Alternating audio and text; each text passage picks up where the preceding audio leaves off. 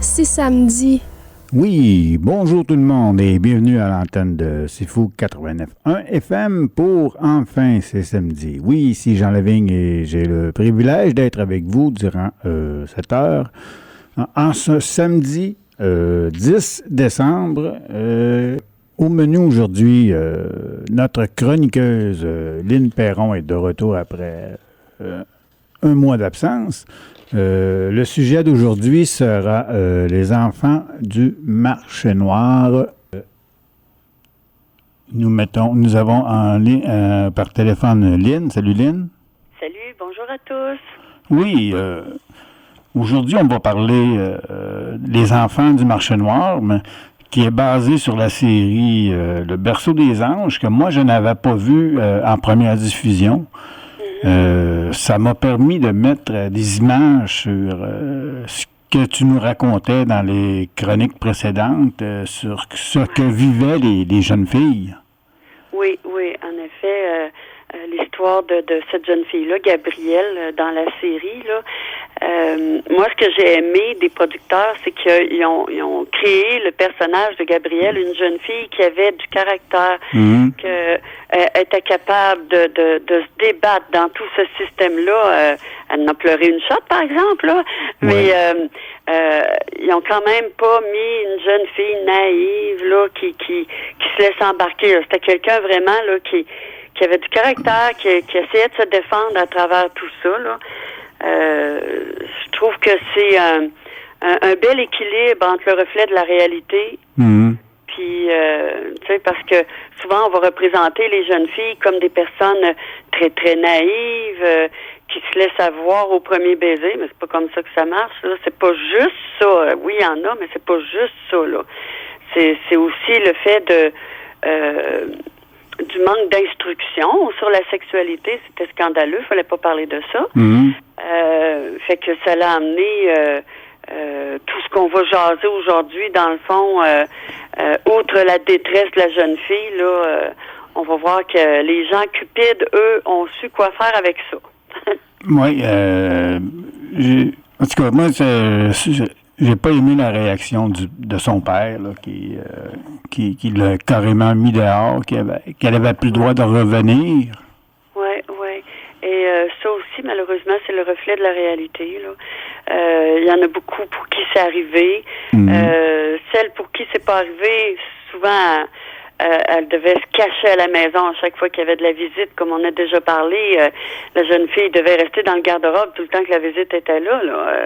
Fallait pas que ça se sache. Puis, oh non, elle est partie aider ma soeur qui vient d'accoucher, puis tout ça, mais en réalité, elle était là, puis elle était cachée. Renfermée comme une paria que ces jeunes filles-là étaient à l'époque. Là.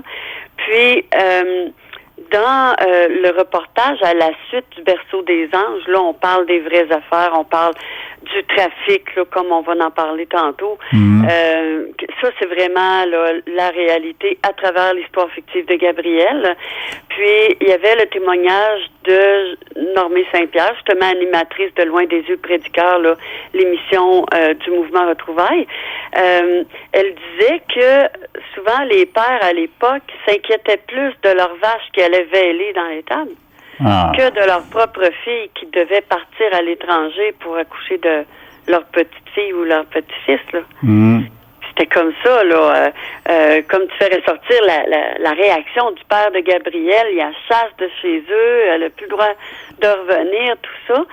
Et sûrement qu'il prenait bien soin de sa vache qui accouchait dans l'étable, ou tu sais, là. Faisait venir le vétérinaire, ça avait des problèmes, tout ça. Fait que c'était ça, hein, le Québec de l'époque, la grande noirceur. Oui, j'avais beaucoup de misère à le regarder avec cette vision-là. Moi, j'avais ma vision de 2022, là. Oui, c'est ça. On a de la difficulté à réaliser qu'à cette époque-là, c'était la grande noirceur. C'était l'époque de Duplessis, c'était l'époque où tout devait se faire cacher, parce qu'on s'entend que là, les péchés, c'est ouvert, mais dans ce temps-là, c'était caché.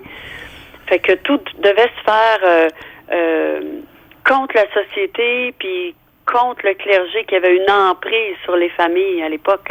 Oui, mais le pire, c'est que c'était légal. Ben, c'était légal. C'était légal. C'est gros à dire, hein? C'était légal. C'est parce qu'il n'y avait pas de loi pour protéger à ce moment-là là, les jeunes filles puis tout ça. Fait que le trafic devenait légal en ce sens que c'était pas grave de vendre un bébé. Ce qui était illégal, c'était de trafiquer son acte de naissance.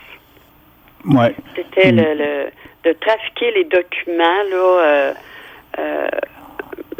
Transformer un bébé catholique en bébé juif, dans le fond. C'est ça qui était illégal. Mais de vendre un bébé, c'était pas grave, là. Mais d'ailleurs, là, si on y pense comme il faut, là, une personne qui veut adopter aujourd'hui, là, elle va payer combien, son bébé? 20 000, 40 000, 50 000, 100 000? Surtout à l'international. Ça coûte un bras, là. On parle-tu de trafic de bébés, là? Tu sais? Mais non, parce que tout est fait de façon légale, puis il n'y a pas de excusez-moi, j'ai encore la voix un peu enrouée là d'une extinction de voix qui dure depuis quelques semaines. Pardon. Donc c'est ça. Alors on parle pas de trafic de bébés parce qu'il n'y a pas de falsification de documents. Oui, mais on s'entend que, exemple, qu'à l'hôpital de la Miséricorde de Montréal, quelqu'un qui faisait un don à l'hôpital, son dossier devait peut-être se retrouver passé en bas de la liste, en bas de la pile jusqu'en haut. Oui, ça c'est sûr. Le trafic... tout était vraiment caché, là, puis mais on s'entend que le cas que tu mentionnes là, oui, c'est arrivé, ça c'est clair, là, mais c'était un adoptant catholique dans une organisation catholique. Oui, parce que dans la série, le policier qui enquête, il était protestant, sa femme catholique, qui voulait adopter, puis le curé, le prêtre qui menait l'hôpital ne voulait pas, là. Non, il mettait le dossier en dessous de la pile, lui, dans ce cas-là, on le voit très bien faire. Ouais. Jusqu'au jour où ce sont des travailleurs sociaux qui prennent la charge, probablement les services d'adoption de l'époque, là, la société d'adoption, pardon. Ben là, il n'y a pas une question de religion, là. C'est un couple, c'est des bonnes personnes, fait que oui, ils ont le droit d'adopter, et là, ils réussissent à adopter. Mais à part ça, là, le dossier se ramassait en dessous de la pile parce que monsieur était protestant. Et on ne laisse pas un bébé catholique entre les mains de quelqu'un d'une autre religion. Mais non. Dangereux. Oui, c'est ça. Fait que c'est tout ça qui est mis à jour dans la série Le Berceau des Anges. OK. En fait, c'est juste l'histoire de Gabrielle qui est fictive, mais quand même basée sur le témoignage d'autres jeunes filles qui... C'est comme ça qu'ils ont monté l'histoire. Mais tout le reste, comme tu as bien ressorti tantôt, c'était...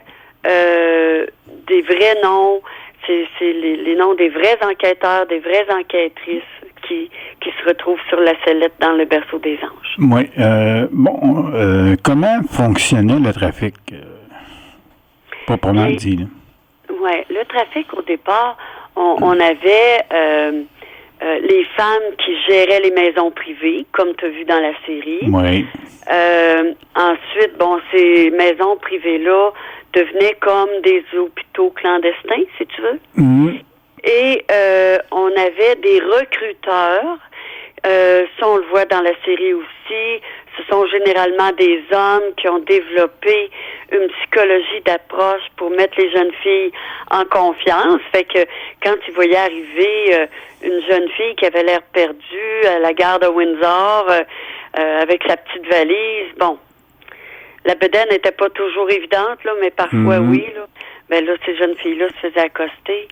Hey, va pas chez les religieuses, là, va pas à la Miséricorde, là. Viens chez nous, là. C'est des jeunes femmes qui prennent soin là, de vous autres, puis qui sont des bonnes personnes charitables, là, puis qui vont même te donner un petit peu d'argent là pour que tu puisses t'en sortir. Puis, fait que là, ils leur chantaient la pomme avec ça. Fait que la jeune fille partait avec eux et se retrouvait dans les maisons comme celle de Madame Sarah Wiman, par exemple. C'était pas propre, là. Et tableau, non, c'était pas propre tout de suite, cette affaire-là. Fait que soit ça se ramassait dans ces endroits-là, soit ça se ramassait dans des hôpitaux, là, j'avais un nom de rue tantôt, là, qui est un peu plus, qui est mieux payé, si tu veux, là, qui est mieux prise en charge, là. C'était un genre d'hôpital privé. Fait qu'il y avait, là, du très bas de gamme à très haut de gamme, là, tu sais. Puis les bébés se vendaient à différents prix. On parle entre 3 000 $ et 10 000 selon les articles de journaux. Par contre, dans les témoignages du reportage Berceau des Anges, là, le reportage qui était passé à Historia par après, quand la série est sortie il y a quelques années, là, ben c'est ça, c'était jusqu'à 15 000 $ et même plus, là. Mais c'était pas sur la rue de l'Esplanade? Oui, c'est ça. Merci. Une chance qu'il y a du monde qui a de la mémoire. Oui, il y avait un des hôpitaux privés qui était là. Et c'était mieux géré, si tu veux, là, que la maison de Mme Weyman, là.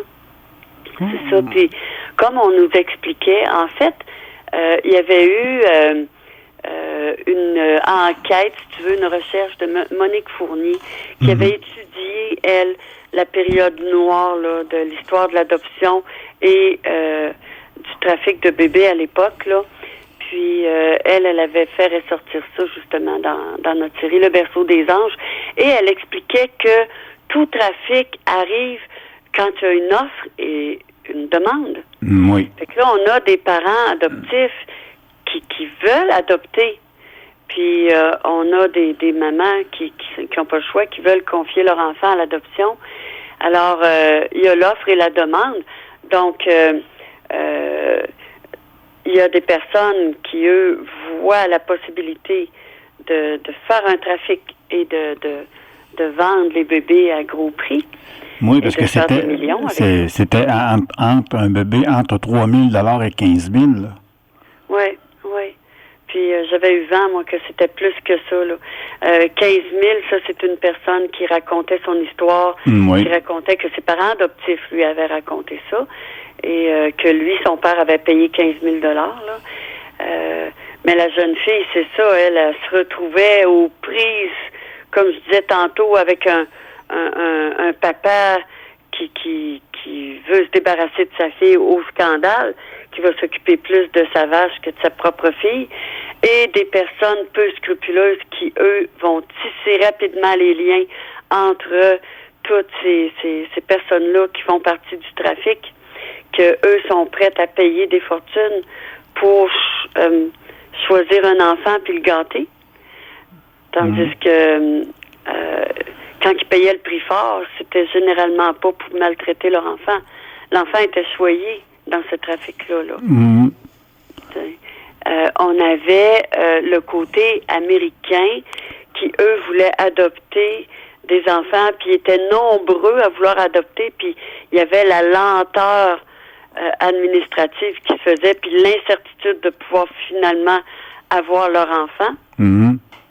Et c'était selon les critères de religion, critères sociaux et tout ça, qui constituaient les obstacles principaux. Tandis que du côté canadien, il y avait une loi qui restreignait la possibilité d'adopter pour des familles juives, par exemple. Eux, c'était très, très, très restreint, là. Il y avait d'ailleurs le clergé catholique qui avait adopté une loi sur l'adoption en 1924. Puis cette loi-là voulait que les bébés catholiques ne soient jamais adoptés dans une famille de confessionnalité juive. Alors, en fait, c'était un peu ironique parce que il y avait des familles juives qui voulaient adopter, puis il y avait des orphelinats catholiques qui avaient plein de bébés là-dedans, là, qui croupissaient dans le fond de l'orphelinat puis qui n'étaient pas adoptés parce qu'il y en avait trop. Mais l'affaire commence en 1952, lorsqu'un couple de la communauté juive de Brooklyn vient adopter un bébé à Montréal. Et de retour chez eux, ils s'inquiètent de la légalité de cette adoption, réalisée par un avocat montréalais qui s'appelait Herman Buller. Buller, oui, cette famille-là, ce couple-là s'inquiétait. Tu es rendu chez eux, bon, ils ont payé cash, ça leur paraissait un peu bizarre, puis ils ont eu peur de le perdre, ce bébé-là, là, pour qui ils ont payé assez cher. Donc, ils ont contacté l'assistant procureur de New York, Ernest Mettler, je suis pas sûre de le prononcer comme vous, et lui, avec l'aide d'une enquêtrice, Teresa Bagata, vont commencer une enquête, vont découvrir que finalement, c'est vrai qu'il se passe de quoi, mais pas à New York, mais bien à Montréal. Puis comme il y avait eu à peu près 17 demandes en même temps de ce genre-là, avec des bébés, avec des noms tous de consonance juive. Connotation.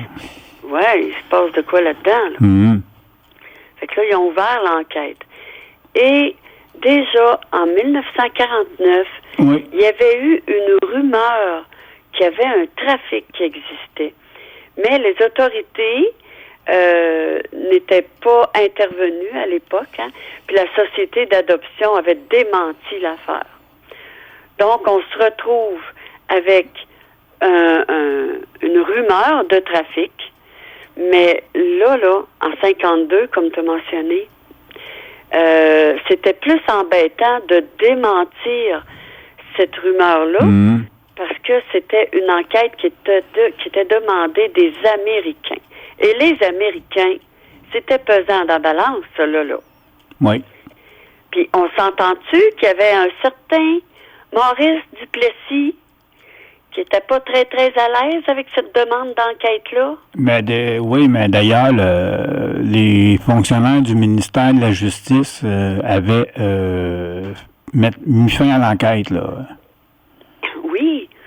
Puis, eux, c'est ça, en 49, là, ils voulaient pas du tout que ça sorte. Mais là, en 52, là, M. Duplessis, lui, il avait déjà commencé son trafic de bébés bien à lui, là. Il avait déjà commencé, lui, à envoyer les orphelins dans des asiles. Oui. Hein, comme on avait déjà expliqué à l'époque, d'ailleurs, c'est que l'avantage pour M. Duplessis, c'est qu'en les envoyant dans des hôpitaux psychiatriques, c'était le fédéral qui se mettait à payer pour ça. Alors, ça coûtait beaucoup moins cher au provincial. Fait que Duplessis s'est dit, ouais, les fédéraux, ils payent tant pour un orphelin, pour un enfant qui est aliéné mental. Ben, quand nos petits orphelins, on va les shipper dans les hôpitaux psychiatriques. On va sauver de l'argent. Ben oui. Fait que, là, avec l'enquête, lui, il avait peur que tout ce trafic-là, bien à lui, ressorte. Fait qu'il avait peur il devait pas être gros dans ses souliers, là. OK. Il y a une enquête qui a été menée en étroite collaboration entre la police de Montréal et de New York, qui a abouti à l'arrestation d'un des principaux instigateurs du trafic, soit l'avocat Herman Buller. Le scandale moral et juridique que représente cette contrebande d'enfants, Maître Buller était soupçonné d'être à la tête d'un réseau qui comprenait des avocats, des passeurs, des propriétaires de cliniques clandestines et au moins un rabbin. Oui, c'est ça. Donc ça, ce sont les différents éléments du trafic de bébés. Donc, c'était des personnes quand même haut placés, comme on parle des avocats. Il y avait notamment, comme tu as mentionné, Herman Buller. Il y avait des passeurs, hein. Ça prenait les gens qui allaient livrer le paquet. Oui. Ou ça prenait les cliniques clandestines où les parents adoptifs venaient chercher le cadeau. Et ça prenait au moins un rabbin. Pourquoi? Parce que à cette époque-là, il n'y avait pas d'état civil, là, de registre d'état civil pour la naissance. Tout se faisait au niveau des religions. Oui. Donc, on est tous allés chercher notre certificat de naissance dans une paroisse. Oui. Fait que dans la paroisse où il y avait enregistré notre naissance, comme moi, bon, c'était à Saint-Hubal. Ma nouvelle identité, Lynn Perron, était enregistrée à Saint-Hubal, là où ma famille adoptive se trouvait. Juste une petite parenthèse. Parlant de famille adoptive, ce matin, j'ai mon cousin Régent Caïen qui écoute l'émission. OK. Il est tout content de savoir que sa cousine passe à la radio. Ben oui. Fait que quand on s'est vu, parce qu'on a eu plusieurs funérailles, là, nous, dernièrement, donc on s'est vu là, puis on a parlé de ça, là, de l'adoption, puis tout ça. Puis j'ai parlé justement de la chronique que tu animais, puis que tu m'avais invité une fois par mois. Fait que là, j'ai donné le lien, là, puis il écoute ça. Fait que salutations, mon cousin Régent, puis à toute notre belle famille qui est toujours là, Saint-Hubald, belle famille adoptive avec qui on s'est senti très, très bien accueillis, là, ma soeur et moi, là, on faisait partie de la famille. OK. Oui. Si tu permets, là, on va faire une pause publicitaire et... D'accord. À tantôt. On revient avec le trafic après. Oui. Vous êtes toujours à l'antenne de Sifu 89.1 FM et nous poursuivons avec Lynn. Lynn, oui. Ça prenait... Il fallait développer un stratagème là, pour pincer Buller et ses comparses. Ben oui, c'est sûr que ça prenait un plan parce qu'on va pas contre des avocats comme ça, hein. Et toute cette équipe-là qui était découverte. En passant dans la liste qu'on a mentionnée tantôt, avocats, passeurs, il y avait nos recruteurs aussi, comme j'avais parlé au début, là, qui faisaient partie là intégrante de ce trafic-là, puisque c'est eux qui allaient chercher les jeunes filles, là, comme on disait tantôt, à la gare. Donc, oui, il fallait développer un stratagème. Alors, cette délicate mission a été confiée à Teresa Bagata, qui est l'enquêtrice de New York, et Hilda Bocage. Puis on le voit très bien dans la série, Hilda se sert d'interprète pour Teresa, en fait, là. Alors, elles doivent se faire passer pour des parents de confession juive qui veulent acheter un bébé et elles vont se rendre dans un endroit qui est connu là, des autorités, là, selon les informations recueillies durant leur enquête. Puis, elles vont acheter un enfant avec de l'argent marqué. Puis, c'est à ce moment-là, là, quand il y a échange d'argent, là, quand l'argent se ramasse dans les poches de l'individu, que là, ils vont procéder à l'arrestation. Et c'est ça, il y avait toute une équipe là pour décortiquer ça, ce trafic-là de bébés. Donc, en plus de Maître Bolla, il y a un autre avocat qui est impliqué. C'est Louis Glaser. Lui est impliqué directement. Il y avait aussi 3 femmes qui ont été arrêtées pour avoir tenu des cliniques privées clandestines, d'où provenait le marché noir des bébés, là, qu'on appelait fabrique de bébés. Imagine-toi donc. Une shop à bébés. Hein? Ben oui. Quelque chose, ça, là. Et parmi elles, on avait nommé tantôt Sarah Wayman, là, qui était considérée comme la principale pourvoyeuse d'enfants. Oui, mais avec Sarah Wayman, il fallait que les couples réservent au même hôtel tout le temps le même numéro de chambre, je crois, là. Oui, il y avait un plan de bien établi, hein, pour pas se faire découvrir, là. Donc, d'ailleurs, Sarah Wayman, elle avait sa résidence privée qu'elle avait transformée en clinique privée, qui était indétectable de l'extérieur. Ça paraissait juste d'un immeuble à logement, là. Puis, c'était, ouais. Puis, comme tu as mentionné si bien tantôt, c'était un endroit sordide, là, dépourvu d'hygiène, là.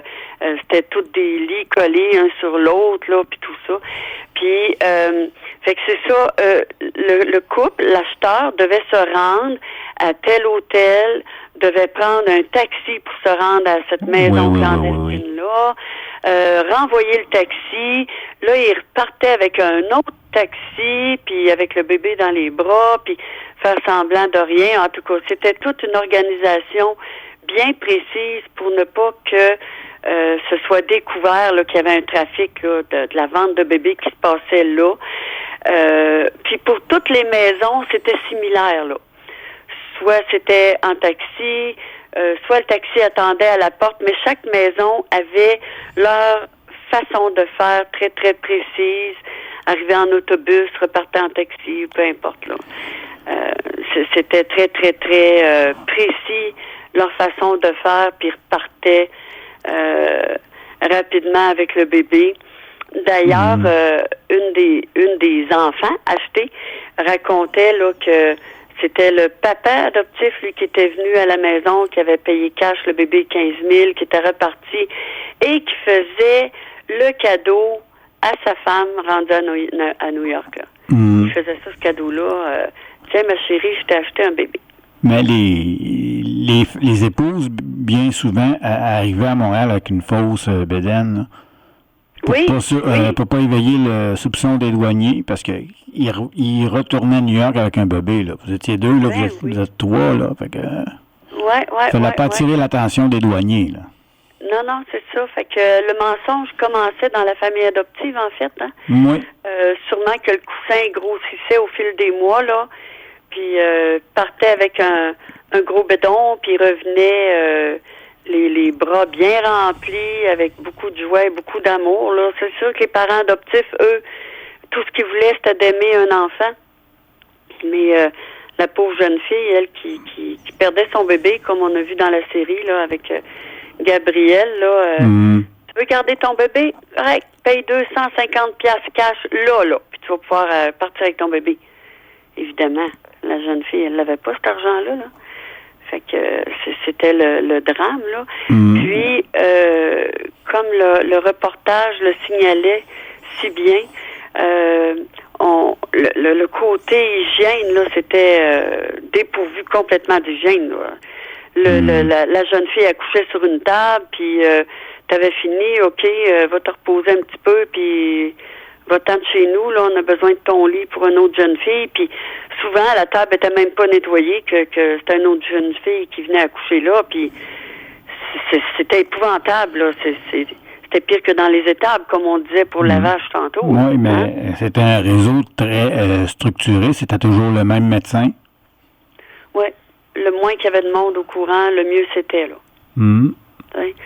Fait que c'était pour l'acheteur, là, lui, c'est ça, comme tu as dit, il y avait des instructions bien précises, puis c'était le même médecin, puis probablement le même prêtre qui falsifiait les documents, ou le même rabbin, ou ça pouvait arriver que le rabbin n'était pas au courant de ce qu'il faisait comme falsification de documents, là, mais en général, il était payé pour le faire, là, tu sais, fait que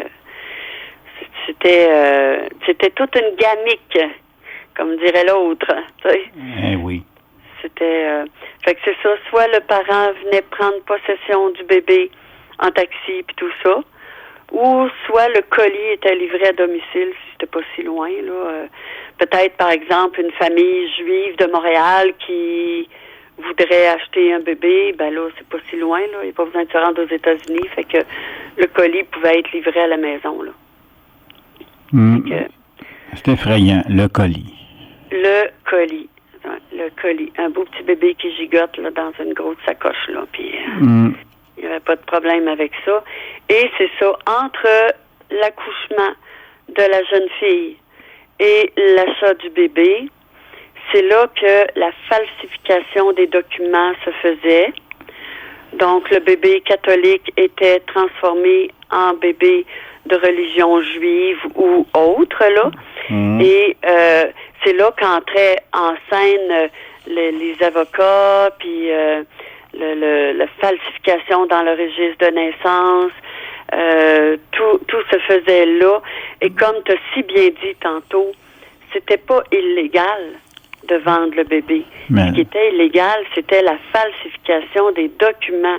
Un bébé catholique devient un bébé protestant, juif, etc. Oui, mais c'était pas légal. C'est ça, c'était pas illégal, mais on peut pas dire que c'était moral. C'était pas moral, pas en toute l'affaire, là. C'était pas moral, pas en toute, mais un bébé un parent adoptif qui veut absolument avoir un bébé et qui est pas capable d'adopter, parce que le reportage faisait ressortir le fait que il n'y avait pas tant de jeunes filles juives que ça qui accouchaient, là. C'est pour ça qu'il fallait se tourner vers les crèches catholiques. Et pourquoi il y avait tant de bébés dans les crèches catholiques? C'est que probablement qu'il y avait une éducation sexuelle qui se faisait du côté juif. Donc, il y avait plus de jeunes filles au courant de comment on faisait des bébés. Donc, il y en avait moins qui tombaient dans le piège. Le fameux piège, si tu m'aimes, prouve-le-moi. Et la jeune fille, ben, elle aime son chum, elle va y prouver. Mais elle sait pas, elle, qu'elle va risquer de tomber enceinte. Là. C'était rare, là. Oui, mais quand elle est enceinte et qu'elle se retrouve à Montréal, l'amoureux en question lui envoie des lettres. Oui, je vais aller te rejoindre telle date, puis finalement, il va jamais la rejoindre, là. Il va jamais la rejoindre. Soit il la laisse tomber, il l'abandonne. Ouais. Ah ben moi, je veux me marier avec une jeune fille vierge. Ou, comme dans Le berceau des anges, bien là, c'est l'influence le des parents. Oui, l'influence des parents, oui. Le père du père bio, lui, non, tu marieras pas ce petit traîné-là, là. Toi, tu vas être avocat comme moi, là.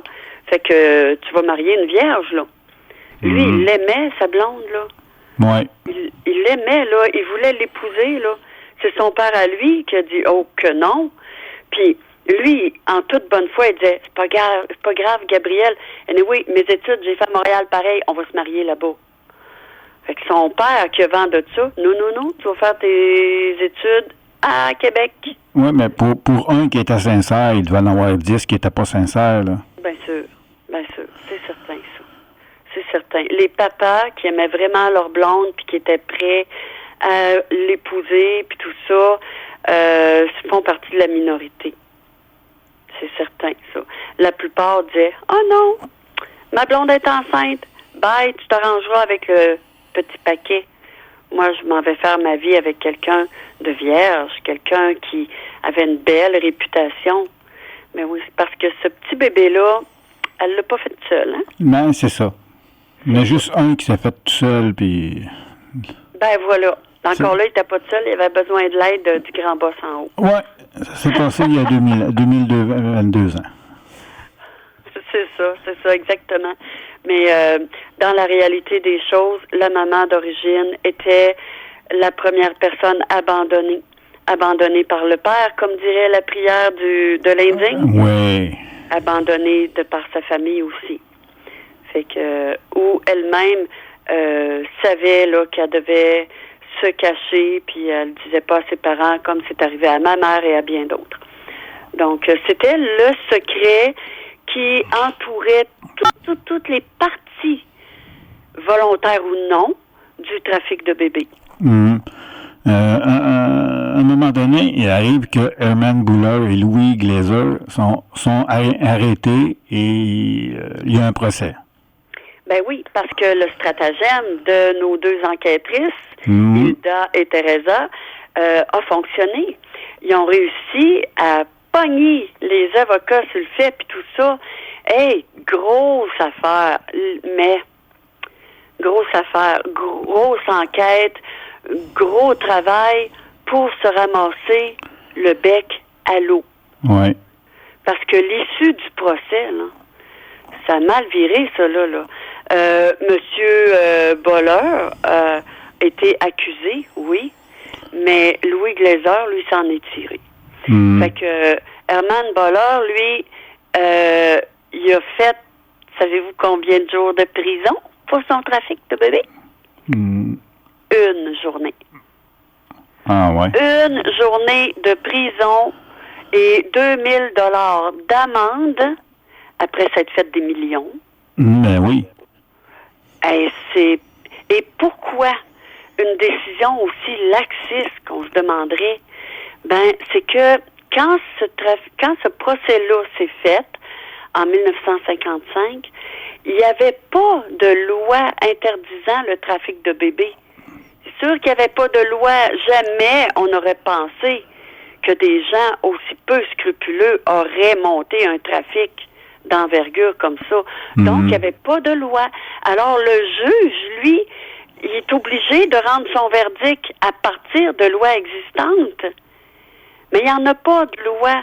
Alors, la seule chose pourquoi ces avocats-là peuvent être accusés, c'est le trafic de documents, la falsification de documents. Mmh.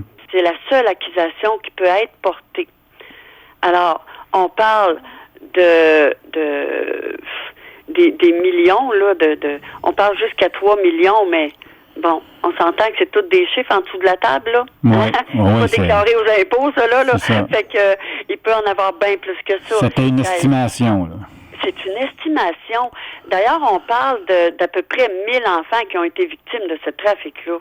La réalité est tout autre, là. C'est énorme. Ce sont les chiffres qui ont réussi à glaner à travers l'enquête. Puis les chiffres de 3 à 5 millions, c'est au travers de l'enquête. Mais comme l'historien de la police de l'époque, de la SPVM, a dit, c'était quand même gigantesque, un 3 à 5 millions de dollars à l'époque. C'était gigantesque. Mais le fait est que on sait que ça doit être bien, bien plus que ça. Parce que ces chiffres-là sont estimés à partir de 3 000 à 10 000 $ le bébé vendu. Mais on a le témoignage du parent adoptif qui a payé 15 000. Puis moi, j'ai entendu parler que ça avait monté jusqu'à 50 000. Il y en a eu beaucoup plus d'argent de fait à ce niveau-là. Mmh. Beaucoup plus. Mais c'est ça, ils n'ont pas été plus accusés que ça parce que ils ont été accusés seulement de la falsification de documents. Mais par contre, le Conseil du barreau a jugé l'affaire très sévèrement. Ouais, heureusement, lui, il s'est enlevé les doigts dans le nez. Excusez, mais c'est ça pareil. Fait que M. Herman Boller a été radié du barreau à vie. Mmh. Radié à vie. Fait que eux, même si le gouvernement bougeait pas, eux, ils ont dit, hey, non, on peut pas laisser passer ça, là. On peut pas laisser aller ça. Donc, on va radier ce monsieur-là à vie. OK. Mais de son côté, comme tu disais, le gouvernement ne bouge pas. Aucune loi pour contrer le trafic n'est adoptée. Il faudra attendre 10 ans après le décès de Duplessis pour qu'une telle loi voie le jour. Oui, ben oui, 10 ans plus tard. Fait que le gouvernement, là, il était au courant, mais il faisait rien. Ça se peut-tu qu'ils en ont un petit peu profité, eux autres aussi, de ce trafic-là, tu sais. Il peut avoir des petits pots de vin, des petites enveloppes brunes, là. Hein? Pour que le ministère de la Justice vienne saisir les dossiers des policiers, là. Oui, ça a été très, très long, parce que l'enquête a été probante, sauf que, étant donné qu'il n'y avait pas de loi, tout ça, fait que c'est juste en 1969 qu'il y a une loi sur l'adoption qui a été refaite, en tenant compte de ce qui s'était passé dans le trafic de bébés et aussi en tenant compte plus du bien-être de l'enfant plutôt que de la préservation de la famille légitime, là. Fait que là, ben, c'était d'un extrême à l'autre, tu sais. Là, on s'occupait de l'enfant, puis la famille biologique, ben, même si elle pouvait récupérer son bébé, non, regarde, toi, t'es une famille légitime, même si t'es naturel, t'as pas le droit à rien. D'ailleurs, la mère biologique qui voulait garder son enfant devait l'adopter. Oui. Légalement, tu sais. Fait que la mère bio devenait la mère adoptive, en tout cas. Fait que c'était des lois encore de l'époque qui étaient très inhumaines pour la famille biologique.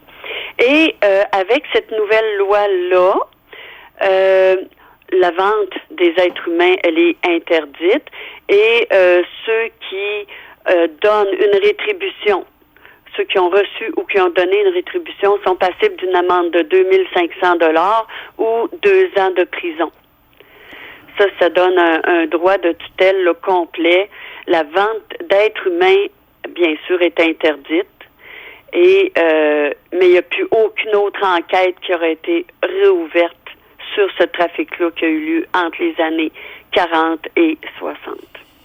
OK, mais malgré la condamnation de Boller, le trafic de bébés reprend ses activités. Ben oui. C'était tellement payant, ça. On s'entend-tu que M. Boller, là, il s'en fichait un peu de payer 2000 $ d'amende, là? À comparer à l'argent qui est rentré dans les coffres, là. Il s'en fichait complètement. C'est un peu comme aujourd'hui, les scandales qu'il y a là, des personnes qui vont voler la pension des aînés, puis ainsi de suite, là, la personne paye tant d'amendes, elle s'en fiche, a des millions dans ses coffres, là. Ouais, surtout... C'est un peu ça, là. Le trafic a repris presque immédiatement, là. Oui, surtout que lors de son arrestation, avec son épouse, il s'enfuyait à Tel Aviv. En plus, tu sais, en plus. Mais, une journée de prison, il sentait la soupe chaude. Là. Il sentait la soupe chaude. Ben, c'est parce ça que bouillait, ça. C'est le couple de New York, je pense, qui a demandé à sortir, qui était... il espionnait pour la police. Oui. Il demandait, là, il a comme vendu ça à Maître Bouleur, là, puis... Oui, c'est vraiment... ils se sont désistés, eux autres, à la fin, si je me souviens bien, là. Mais c'est vraiment, là, le stratagème monté avec les 2 enquêtrices, là, qui aura, avec des années d'enquête aussi, là, on le voit bien dans la série, qui aura tenté de démanteler ce réseau-là, mais c'était trop bien monté. D'ailleurs, les dames qui étaient en possession de ces maisons-là, elles ont recommencé tout de suite. Puis, ça n'a jamais été démantelé, en fait, là. Ils ont peut-être changé un peu de stratagème pour ce qui est de la prise en charge ou la livraison du colis, là. Oui, parce que là, ils savaient que les policiers étaient au courant, là. Oui, c'est ça. Mais à part ça, ils n'étaient pas inquiétés plus que ça. Fait que ils ont réussi à s'en sortir, puis le trafic a recommencé, puis d'autres personnes se sont mis de l'argent plein les poches, puis les personnes d'autres confessionnalités, ont pas eu le choix que d'acheter ces bébés-là parce qu'il en manquait dans leur confessionnalité à eux. Fait que ça continue quand même, ça. C'est d'une tristesse. Puis comme on disait tantôt, aujourd'hui, il y a encore de la vente d'êtres humains, mais ça paraît mieux parce qu'il n'y a pas de falsification de documents comme tel. C'est sûr que dans l'histoire des crèches, M. Carrière parlait de falsification d'actes de naissance, mais quand on regarde ça comme faux, est-ce que c'est vraiment une falsification? Tu sais, moi, je m'appelais Lorraine Girard à ma naissance à la crèche. Il fallait bien me donner un nom. Et est-ce que ça aurait été logique que je m'appelle Lorraine Girard quand j'ai été adoptée par Henriette Julien et Joseph Perron? Moi, j'aurais été Girard, puis ma sœur aurait été un autre nom de famille, puis on aurait eu 3 noms de famille dans la famille. Oui. Ça n'a pas de logique, comme tantôt, je parlais de mon cousin Régent. Eux sont 2 garçons, Régent et Gilles, et ils ont adopté une petite fille qui venait de la même crèche, le Saint-Vincent-de-Paul, que nous, en l'occurrence Ginette. Et il y avait une ouverture, mais là, Ginette s'appelle Ginette Cayen, comme Régent Cayen et Gilles Cayen, comme ses parents Gérard.